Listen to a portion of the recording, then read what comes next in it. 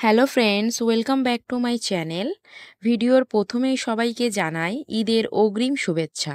তাই আজকে আপনাদের সঙ্গে শেয়ার করব খুবই পপুলার, খুবই ফেমাস একটা ডেজার্ট রেসিপি শিরখুরমা, যেটা ছাড়া হয়তো আমাদের ঈদের মিষ্টি মুখ কমপ্লিটই হয় না। তো চলুন দেখে নেওয়া যাক আজকে আমি কিভাবে বানাচ্ছি শিরখুরমা। প্রথমে কড়াইতে দিয়ে দেব 4 চামচ ঘি।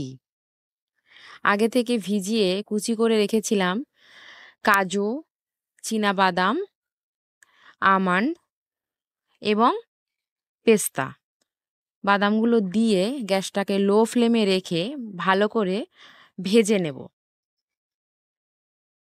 যখনই ভাজা হয়ে যাবে ড্রাই ফ্রুটসগুলো তুলে নেব। তারপরে ওই ঘিয়ের মধ্যেই দিয়ে দেব এরকম মোটা মোটা সিমাই। শিরখুরমাতে একটু মোটা মোটা সিমাই হলেই খেতে বেশি ভালো লাগে।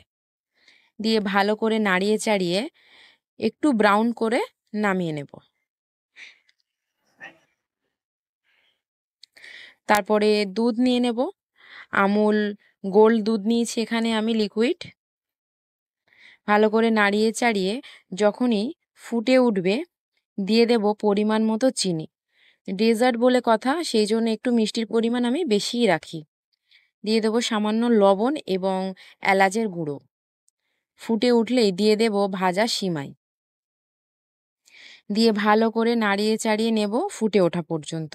লো ফ্লেমে ফুটাবো যাতে সিমাইটা সিদ্ধ হয়ে যায়। যখন এরকম বড় বড় ফুট নেবে দিয়ে দেব ভেজে রাখা ড্রাই ফ্রুটস।